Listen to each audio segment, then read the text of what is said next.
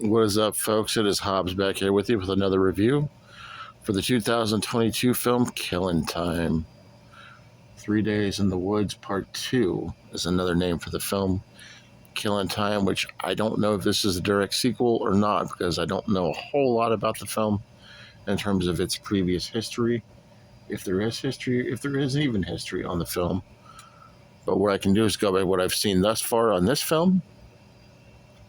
It gets a 4.0 on IMDb. Again, it's a 2022 film, just at the hour and a half mark on the movie.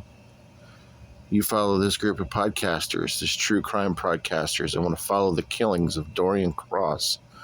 It's a cult, basically, that goes into the woods and they kill people.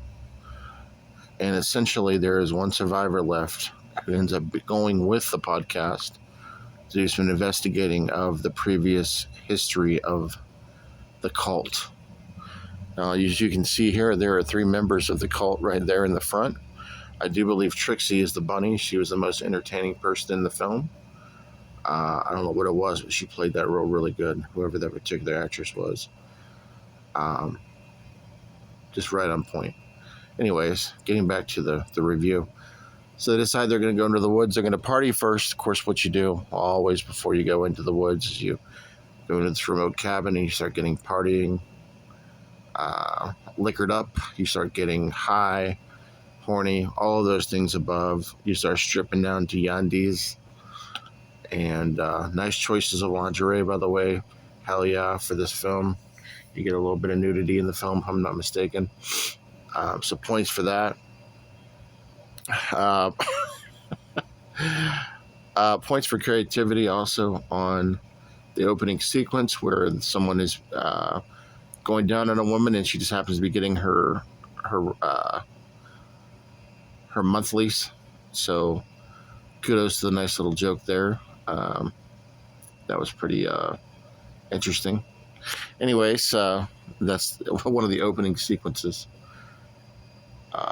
But yeah, going into the film, so they're out in the woods now, and they want to party a little bit before they start actually working on their podcast.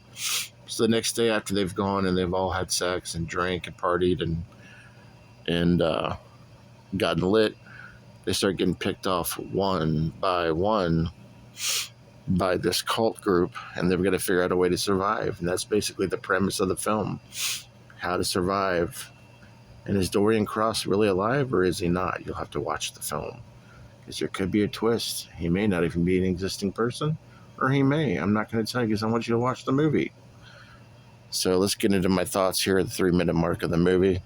I did like this one. The opening sequence, there was, in addition to what I told you, of someone going down in somebody's muff while she was getting her monthlies, she didn't tell him, so it was a nice little surprise for him. But during that scene, this guy also gets cut up. He gets his arms completely ripped off, his eyeballs gouged out. So this film was not afraid to take it to the next level with the blood and the gore, which was nice. It wasn't overly abundant. It was just a nice touch of gore in the film. Beautiful women in the film, obviously, as you can see here. Storyline was decent. Acting was okay. Not amazing, but okay. So we're going to give this one a 3.5 out of 5 on the Bogland scale. I did like this one. I do recommend you check it out. If you like slashers, you like gore, or if you just like pretty women and you want to watch it for the lingerie itself, you can do that. Yeah, check out Killin Time. Let me know your thoughts. Thank you to MVD Entertainment for sending me this review. Peace!